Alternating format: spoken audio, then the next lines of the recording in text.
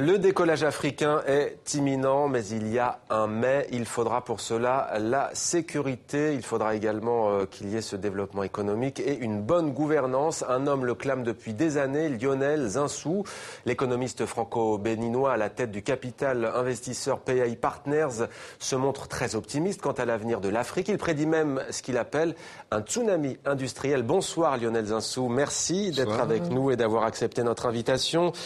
Vous êtes donc le président de PAI Partners. Alors depuis quelques années, les médias, mais pas seulement, voient dans l'Afrique le nouvel Eldorado économique. Vous-même, vous avez donc récemment prédit un tsunami industriel sur le continent. Expliquez-nous.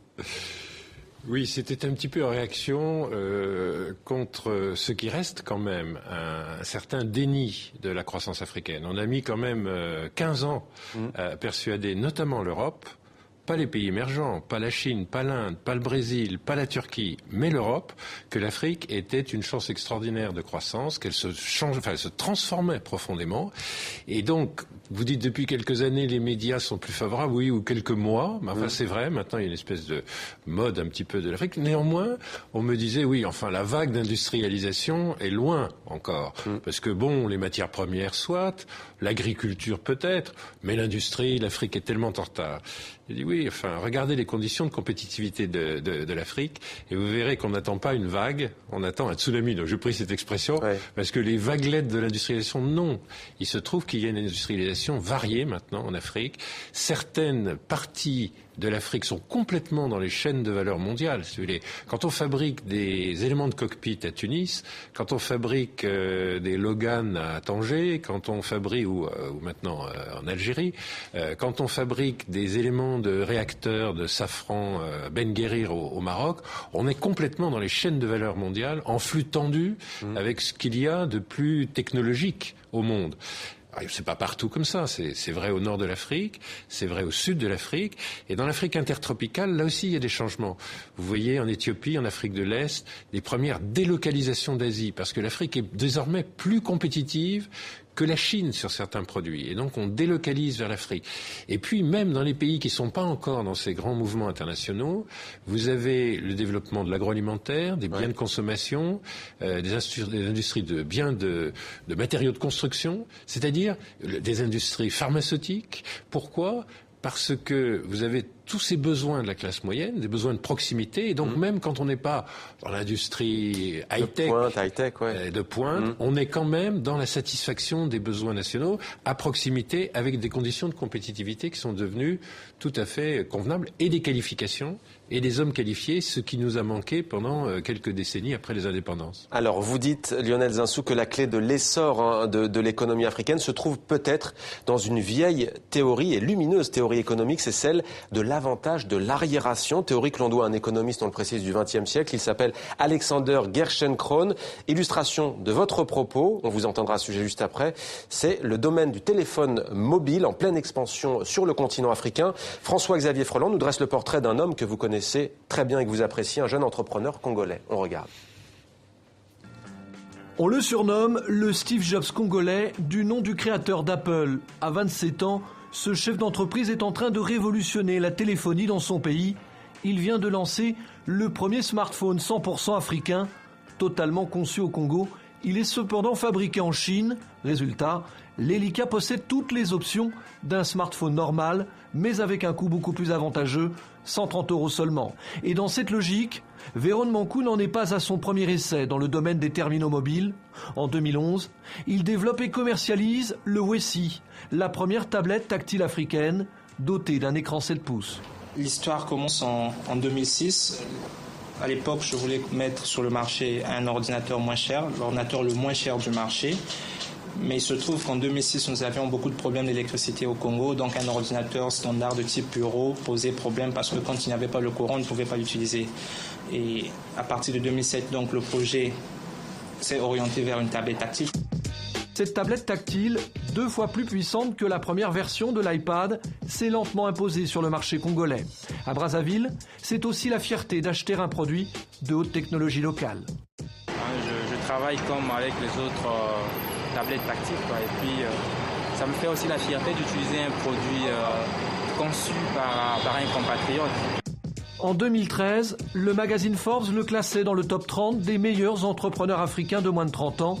Véron Mancou n'a pas pris la grosse tête, comme ses produits. Il a su rester simple et abordable. Lionel Zinsou, en quoi les hautes technologies dont on vient de voir un exemple sont une illustration presque parfaite de ce que vous appelez donc la théorie de l'avantage de l'arriération et qu'on a appelé ainsi au XXe siècle? Alors l'avantage de l'arriération, c'est une théorie un peu paradoxale qui consiste à dire que si on est en retard, on n'a pas d'autre choix que d'utiliser les technologies les plus avancées et de repartir de là et de développer de nouveaux usages. Et en fait, ça s'oppose à une théorie des étapes de la croissance qui supposerait que l'Afrique serait à une étape initiale de la croissance, puis elle va passer par toutes les étapes par lesquelles l'Europe est passée, ou l'Asie est passée. Et c'est pas du tout ça. Et cette théorie des étapes de la croissance, qui est commune d'ailleurs à la fois aux économistes marxistes et aux économistes libéraux, se trouve complètement démentie en fait par de grands exemples. Par exemple, comment l'Allemagne a rattrapé la qualité industrielle et dépassé très vite la qualité industrielle du XIXe siècle de la Grande-Bretagne, comment le Japon est devenu très vite un pays d'innovation et de pointe, comment la Corée, comment même la Russie tsariste a réussi, à partir des années 1880, à se développer extrêmement rapidement. Et l'Afrique vient de le démontrer avec les télécoms, et Véron en est un très très bon exemple. Mais justement, vous dites les télécoms, Lionel Zinsou, on comprend l'utilisation du téléphone portable, du téléphone mobile, mais au-delà, quelle perspective de développement est-ce que cela peut ouvrir pour les besoins des Africains? Alors, ce qui est formidable, c'est justement les nouveaux besoins qu'on crée, qu'on invente en Afrique.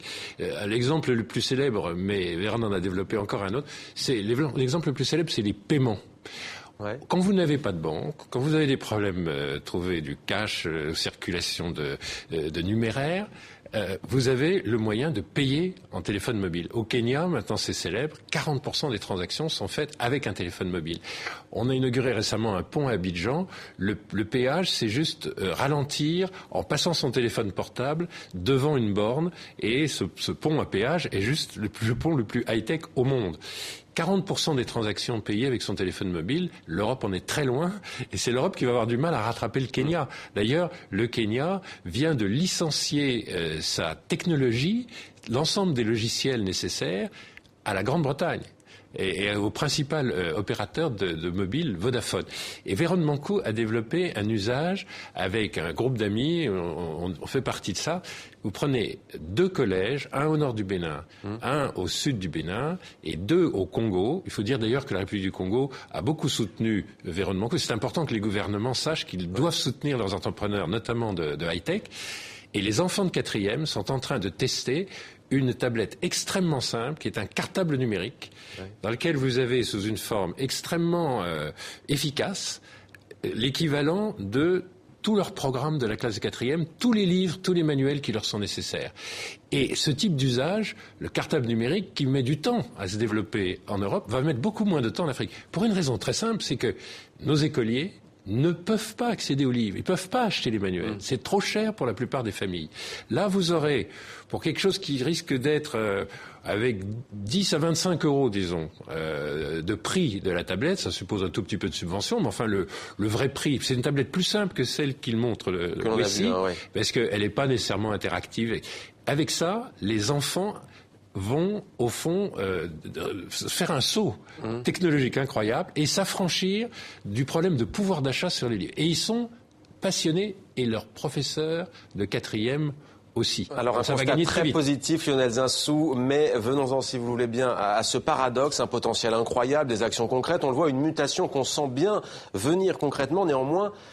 On le disait hier avec le numéro 2 des Nations Unies, Hervé Latsous, 90% des casques bleus en mission sur la planète opèrent sur le continent africain parce qu'il y a encore beaucoup de guerres, beaucoup de conflits. N'est-ce pas un frein énorme justement à ce tsunami industriel qui est à venir ? Alors, si vous voulez, l'Afrique, grosso modo, fait 5% de croissance du PIB depuis maintenant une quinzaine d'années. Ce qui s'est passé en une quinzaine d'années, même s'il y a beaucoup de casques bleus sur le terrain, c'est une réduction de la conflictualité, mais pas une suppression. D'ailleurs, il y a eu même un petit regain avec un changement d'ennemi, si j'ose dire. C'est beaucoup moins des guerres classiques, comme on a pu en connaître dans les années 80-90. C'est même beaucoup moins des troubles civils ou des guerres civiles avec des personnes déplacées, comme on a pu en connaître au Darfour, dans certaines provinces de nos États. Et c'est beaucoup plus maintenant le terrorisme, comme la Corne de l'Afrique. Les armées régulières ont gagné, mais les Shabab sont désormais dans une lutte d'une nature différente. C'est Boko Haram, avec des opérations très proches de celles que vous avez montrées au Pakistan récemment. C'est les groupes armés AQMI et les autres groupes armés au Mali et de façon générale dans le Sahara. Donc, moins de conflictualité classique, beaucoup moins de guerre, mais tout de même un grand besoin de maintien de la paix et de sécurité. Le terrorisme, ça tue pas les économies, ça tue les enfants, comme vous l'avez vu. Et donc c'est des tragédies horribles, et c'est une espèce de prosélytisme par la terreur de groupes qui cherchent à déstabiliser les États. La croissance du Nigeria, c'est 7%, malgré Boko Haram. Ça tue pas les économies. Et c'est un pays anglophone. Et c'est un pays anglophone d'ailleurs. On a le sentiment, même si le Nigeria est aussi déstabilisé avec une insurrection, on a le sentiment que l'Afrique francophone a beaucoup plus de mal sur le plan économique. Comment l'expliquez-vous ? Alors d'abord, il y a une petite illusion statistique, c'est que quand on a sorti ces chiffres qui montraient que l'Afrique francophone et l'Afrique de la zone franc étaient un peu en retard sur l'Afrique des pays anglophones, on avait une Côte d'Ivoire à 0, et la Côte d'Ivoire pèse quand même entre 35 et 40% du poids de l'Union des pays économiques et monétaires de l'Afrique de l'Ouest. Et donc, ça déprimait un peu les chiffres. Maintenant, on a la Côte d'Ivoire avec une croissance à 2 chiffres, ou qui tangente 2 chiffres. En réalité, quand vous regardez, vous vous apercevez que les chiffres deviennent complètement homogènes. Donc, il y avait une petite illusion statistique. Il faut admettre quand même que le phénomène, il est de presque toute l'Afrique, d'une certaine manière. Les pays les plus avancés, l'Afrique du Sud et l'Égypte, ont une croissance un petit peu plus faible que les autres, juste parce qu'ils partent de beaucoup plus haut. Mais tous ceux qui sont en rattrapage, qu'ils soient francophones, lusophones ou anglophones, vont en fait à peu près à la même vitesse. Après, vous avez les États pétroliers, ça va se compliquer un petit peu avec la baisse du pétrole. Et une question pour terminer en quelques mots, Lionel Zinsou. Le tabou est en train de tomber. Les Africains, et pas seulement, des Européens l'évoquent également. C'est la question du franc CFA. Peut-on imaginer l'essor économique, je vous vois sourire, de l'Afrique francophone avec une monnaie, le franc CFA, qui est contrôlée, disons-le, de l'étranger? Je fais allusion, bien entendu, à la Banque de France.